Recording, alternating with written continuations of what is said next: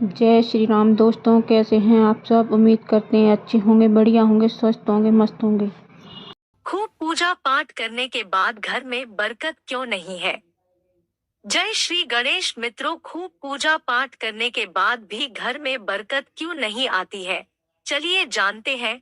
आज के इस वीडियो के माध्यम से दोस्तों, आपने बहुत से लोगों को यह कहते हुए सुना होगा कि मैं इतनी पूजा पाठ करता हूँ, लेकिन उसका पूर्ण फल मुझे नहीं मिलता है। इस वीडियो में हम उसका कारण बताएंगे। असल में जाने अनजाने में कुछ लोग पूजा के दौरान में कई तरह की गलतियां कर बैठते हैं, जिसकी वजह से उन्हें पूजा का फल नहीं मिल पाता है और पूजा अधूरी रह जाती है। ऐसे में अगर आप गलत विधियों और नियमों के साथ पूजा करते हैं, तो इसका विपरीत प्रभाव भी पड़ सकता है। चलिए जानते हैं कि घर और मंदिर में पूजा करने का सही तरीका क्या है। एक, किसी भी देवी देवता या भगवान का पूजन करने से पहले स्नान किया जाता है। स्नान के पश्चात शांत मन से भगवान के सामने आसन पर बैठा जाता है। पूजा कभी भी खड़े होकर नहीं करनी चाहिए और ना ही खाली फर्श पर बैठकर पूजा करनी चाहिए। कुछ लोग पूजा करते समय जमीन पर ही बैठ जाते हैं, जो कि बिल्कुल गलत है। जिस तरह से आपने भगवान को बैठने के लिए आसन दिया है, ठीक उसी प्रकार स्वयं भी आसन पर ही बैठे। शास्त्रों में कंबल और कुश के आसन को पूजा के लिए शुभ माना गया है। दो, इस बात का भी ध्यान रखें कि पूजा का स्थान घर के फर्श से थोड़ा ऊपर होना चाहिए, क्योंकि भगवान अतुल्य और श्रेष्ठ है, इसीलिए आप अपनी बराबरी में उनकी पूजा ना करें। पूजा के लिए भगवान को किसी चौकी में या फिर फर्श से ऊंचे स्थान पर स्थापित करें। इसके अलावा पूजा घर में देवी देवताओं की मूर्तियों को कभी भी दीवार से सटाकर नहीं रखना चाहिए। पूजन करते समय आपका मुंह उत्तर या फिर पूर्व की दिशा में ही होना चाहिए। घर या किसी भी मंदिर में पूजा संपन्न करने के बाद भगवान से अपनी भूल के लिए उनके समक्ष क्षमा याचना जरूर कर लेनी चाहिए। इससे परमात्मा आपके द्वारा जाने अनजाने में की गई गलती को क्षमा करते हैं और आशीर्वाद देते हैं। तीन, पूजा घर हमेशा घर के ईशान कोण में ही रहना चाहिए। पूजा घर में किसी एक देवी देवता की मूर्ति एक से ज्यादा नहीं होनी चाहिए। घर के मंदिर में किसी भी भगवान की मूर्ति 9 इंच या 22 सेंटीमीटर से छोटी होनी चाहिए।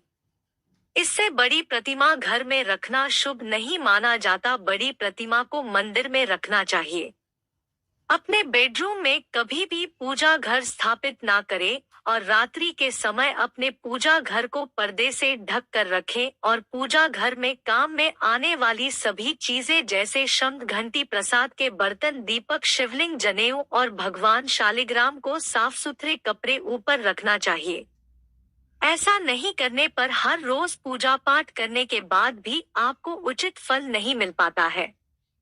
चार, शास्त्रों में उल्लेख है कि घर या मंदिर कहीं पर भी यदि आप सूर्यास्त के बाद रात के समय पूजा करते हैं, तो इस समय ना तो शंख बजाना चाहिए और ना ही घंटी बजानी चाहिए। ऐसा माना जाता है कि सूर्यास्त के बाद देवी देवता शयन के लिए चले जाते हैं और ऐसे में उन्हें जगाना सही नहीं माना जाता। इसीलिए इस बात का सदैव ध्यान रखें कि सूर्यास्त के बाद घंटी और शंख बिल्कुल ना बजाए। 5, अक्सर लोग पूजा करते समय सिर्फ धूप जलाते हैं, लेकिन यह गलत है। किसी भी देवी देवता की पूजा करने से पहले दीपक जलाना अनिवार्य माना जाता है। ऐसी मान्यता है कि दीपक भगवान के प्रति हमारी भक्ति भाव, हमारे द्वारा चढ़ाया गया प्रसाद, धूप और अन्य कार्यों का साक्षी होता है। अगर आप पूजा करने से पहले दीपक नहीं जलाते हैं, तो भगवान तक आपकी प्रार्थना कभी नहीं पहुंचती है। आजकल ज्यादातर घरों में अगरबत्ती का इस्तेमाल किया जाता है, परंतु कभी भी पूजा करते वक्त अगरबत्ती का इस्तेमाल नहीं करना चाहिए, क्योंकि अगरबत्ती में बांस की डंडी का इस्तेमाल किया जाता है। हिंदू शास्त्रों में पूजा में बांस का इस्तेमाल वर्जित माना गया है। इसलिए हमेशा पूजा में दीपक का इस्तेमाल करना चाहिए। 6. अपने मंदिर या पूजा घर में कभी भी नग्न मूर्तियां ना रखें। देवताओं को वस्त्र सिलकर पहनाएं। आजकल बाजार में भी देवी देवता के वस्त्रों उपलब्ध होते हैं। आप चाहे तो बाजार से ले सकते हैं। हमेशा देवता की पसंद के अनुसार या फिर शुभता को ध्यान में रखते हुए ही वस्त्र धारण करवाना चाहिए।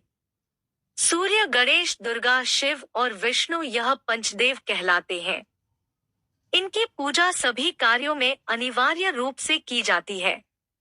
प्रतिदिन पूजन करते समय इन 5 देवों का ध्यान अवश्य करना चाहिए। इससे माता लक्ष्मी की कृपा और समृद्धि प्राप्त होती है। 7. आप चाहे किसी भी देवी देवता का पूजन कर रहे हो, लेकिन सर्वप्रथम हमेशा भगवान गणेश को ही प्रणाम किया जाता है। किसी भी हवन या किसी भी शुभ कार्य की शुरुआत में भगवान गणेश को प्रणाम करके ही की जाती है। ऐसा कहा जाता है कि भगवान गणेश को प्रणाम किए बिना पूजा करने से उसके फल की प्राप्ति नहीं होती है। 8. बिना सिर ढके पूजा नहीं करनी चाहिए।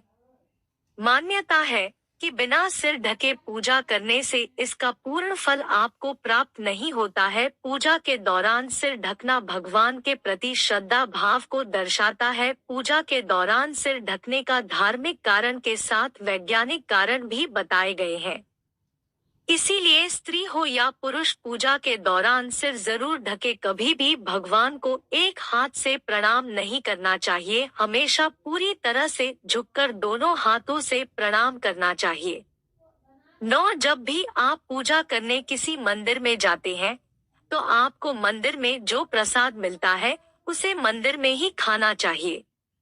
भले ही आप उस प्रसाद का थोड़ा सा हिस्सा ही मंदिर में क्यों न खाएं, बाकी हिस्सा घर ले जाने के लिए रख सकते हैं। यह ईश्वर के प्रति आपकी श्रद्धा का प्रतीक है।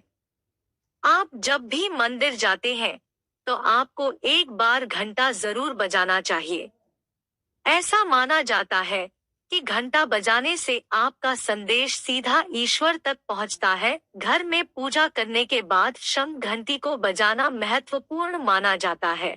इससे घर में सकारात्मक ऊर्जा आती है। 10. हमेशा इस बात का ध्यान रखें कि कभी भी दीपक से दीपक नहीं जलाना चाहिए। शास्त्रों के अनुसार जो व्यक्ति दीपक से दीपक जलाते हैं वह रोगी ही होते हैं। नहाने से पहले ही भगवान को चढ़ाने के फूल को तोड़ लेना चाहिए। नहाने के बाद फूल तोड़ने पर फूल स्वयं को चढ़ाया हुआ माना जाता है, ऐसा शास्त्रों में कहा गया है। पूजा पाठ करते समय या फिर किसी भी समय आपको ये वीडियो कैसी लगी कमेंट में ज़रूर बताएं और चैनल को सब्सक्राइब करें, लाइक करें, शेयर करें। जय श्री राम, जय बालाजी महाराज।